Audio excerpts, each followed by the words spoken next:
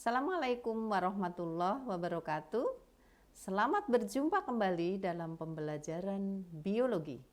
Kali ini kita akan melihat tayangan tentang praktikum respirasi. Tujuan dari praktikum respirasi adalah untuk mengetahui kecepatan respirasi pada hewan dan tumbuhan. Langkah-langkah pada praktikum ini, yang pertama adalah persiapan alat bahan.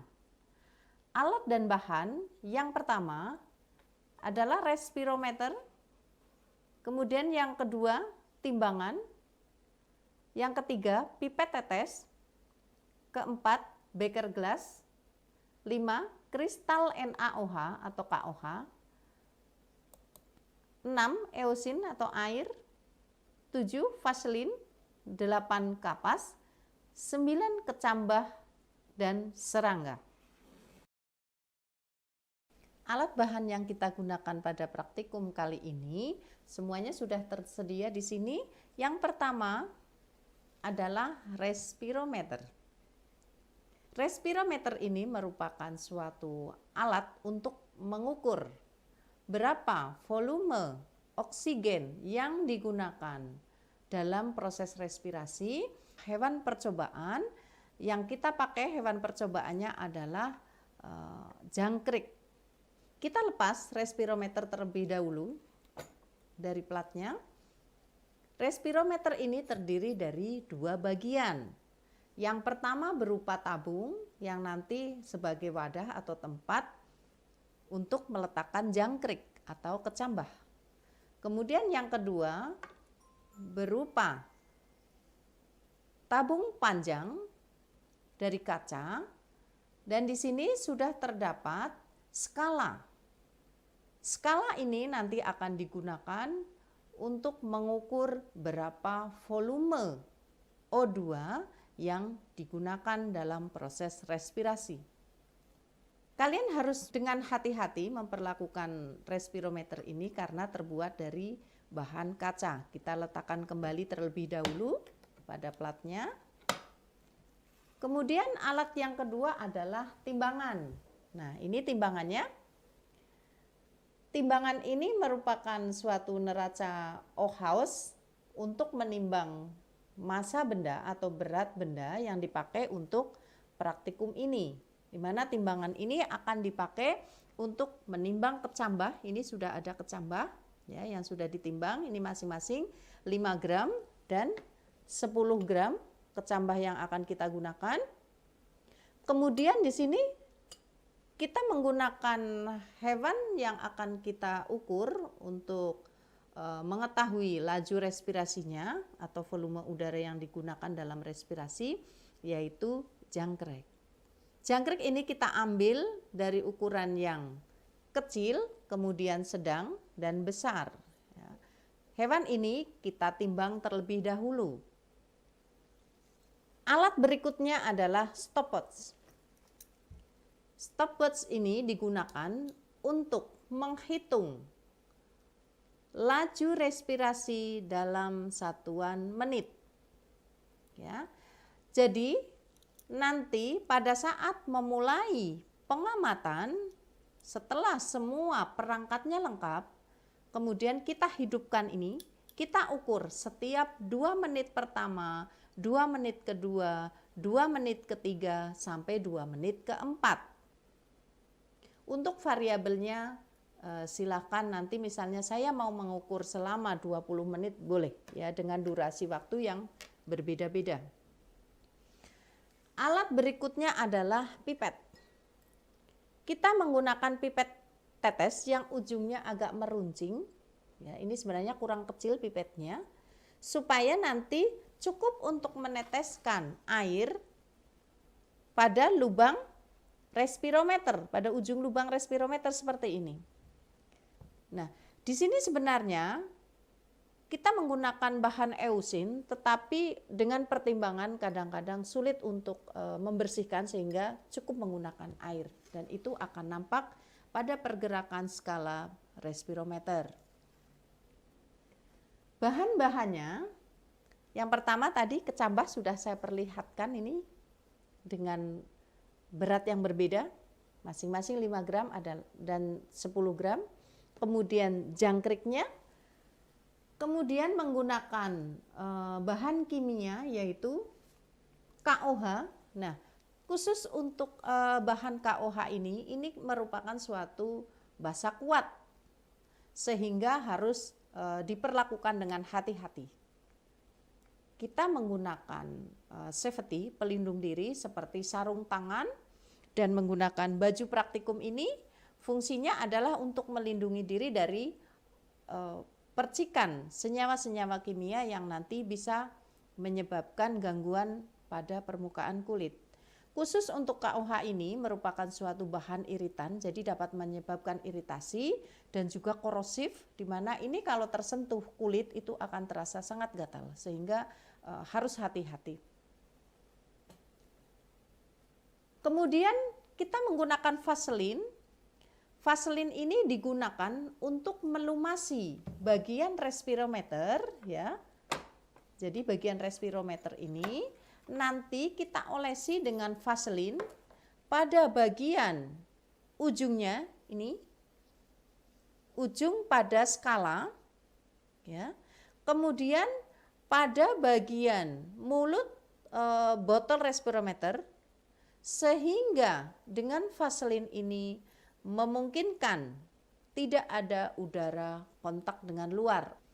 Nanti kalau ada kontak udara, nanti skala itu akan tidak bergerak ke dalam, ya. Jadi nanti tidak bisa teramati dengan baik kalau tidak ditutup rapat. Jadi fungsi vaselin adalah untuk menutup bagian botol pada respirometer. Kemudian kita menggunakan tisu atau kapas, boleh nih. Ini digunakan untuk membungkus KOH atau NaOH yang akan kita masukkan ke dalam botol respirometer. Setelah kita tahu alat dan bahan yang digunakan pada praktikum respirasi ini, langkah kerja yang pertama adalah siapkan respirometer ini, kemudian kita lepas. Jadi bagian ini kita lepas. Kemudian setelah kita lepas, kita siapkan kristal KOH. Ini kristal KOH. Kita ambil sedikit saja, kurang lebih 3 butir, di mana sifat kristal ini tadi Bu sudah sebutkan bahwa sifatnya adalah dia menyebabkan rasa gatal pada kulit kalau kita tidak memperlakukan hati-hati. Kita siapkan tisu atau kapas, bisa menggunakan kapas. Kemudian kita ambil spatula atau sendok, kemudian kita ambil kristalnya, ya, bentuknya seperti ini kristalnya. Nah, lembut seperti ini kebetulan. Kemudian kita taruh, karena ini ukurannya kecil-kecil kristalnya, kurang lebih 2 sendok. Kita tutup kembali.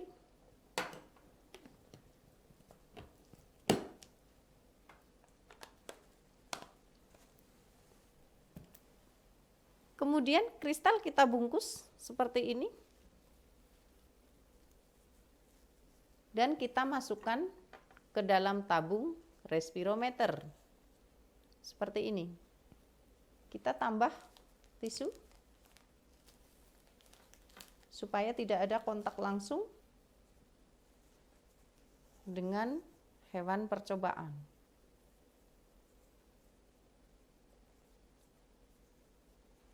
Kemudian kita masukkan jangkrik, ini tadi sudah ditimbang, kita masukkan ke dalam tabung respirometer.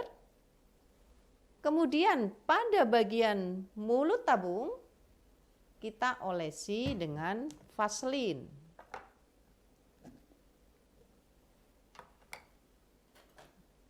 Ini vaselinnya.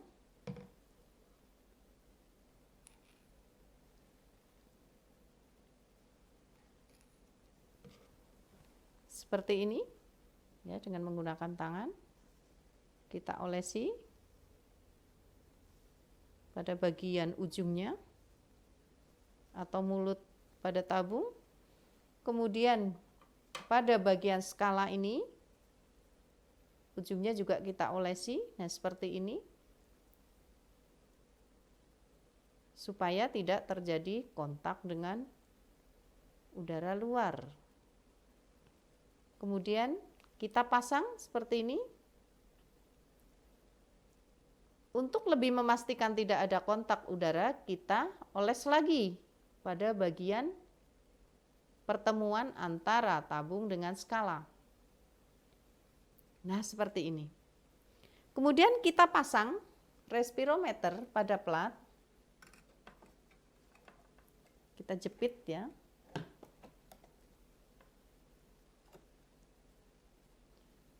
Kemudian kita siapkan air atau eusin sebenarnya, tetapi di sini Ibu menggunakan air karena eusin kadang-kadang sulit untuk dibersihkan dari pipa skala, sehingga saya menggunakan air. Dengan air ini sudah cukup nanti untuk membaca skala. Air ini kita teteskan pada ujung skala. Nah, kita teteskan di sini sampai pada skala 0.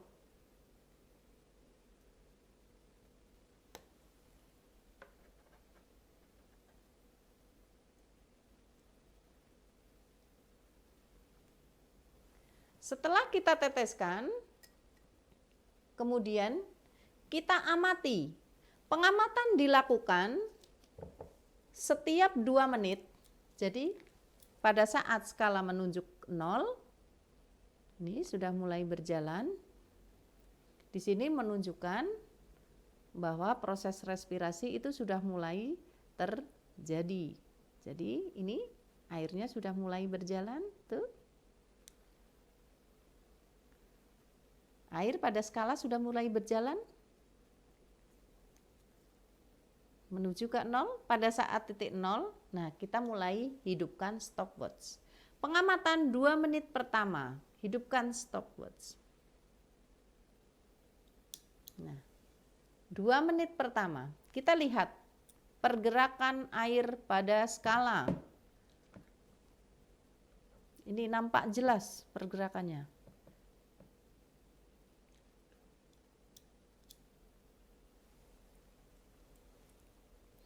Setelah 2 menit, kemudian kita catat berapa angka dalam skala 2 menit pertama.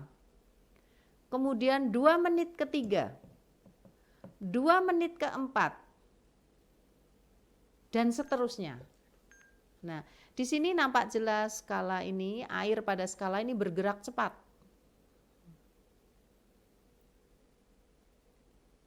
Bergerak ke arah kanan. Setelah kita amati selama 4 periode atau lebih, ya bisa melakukan pengamatan sesuai dengan yang kita praktikumkan. Misalnya ada 2 kali pengamatan selama 5 menit, boleh. Jadi interval 5 menit pertama, 5 menit kedua, atau setiap 2 menit sekali, boleh. Tergantung dari variabelnya. Nah, dari sini menunjukkan bahwa perangkat alat praktikum respirasi ini dapat berjalan dengan baik. Kalau kita melakukan langkah-langkah praktikum sesuai dengan prosedur, harapannya nanti akan mendapatkan data yang sesuai. Untuk langkah berikutnya, pengamatan dilakukan terhadap kecambah. Kalau tadi ini jangkrik ini menggunakan jangkrik yang berukuran berbeda, ada yang kecil, ada yang besar atau sedang. Ya, dengan ukuran yang berbeda, nanti dilihat berapa volume atau skala atau angka yang terdapat pada setiap interval waktu. Langkah pengamatan pada kecambah ini sama seperti pada jangkrik tadi. Jadi setelah kita meletakkan NaOH atau KOH di dalam tabung, kemudian kecambahnya ini dimasukkan, kemudian kita oles vaselin lagi, kemudian kita pasang posisi datar seperti ini supaya dalam membaca skala ini valid. Kalau air di sini sudah mentok atau sudah sampai pada ujung skala di sini di sebelah kanan, kita teteskan lagi di ujung sebelah sini. Demikian seterusnya. Dari penjelasan langkah-langkah praktikum, mulai dari tahap pengenalan alat dan bahan, kemudian cara kerja, kalau secara bagan bisa kita lihat di sini ya. Di lembar kerjanya ini sudah ada. Secara bahan praktikum respirasi itu, seperti terlihat dalam gambar. Kemudian dari kegiatan praktikum yang kita laksanakan tadi, ada beberapa pertanyaan yang harus kalian jawab. Yang pertama adalah,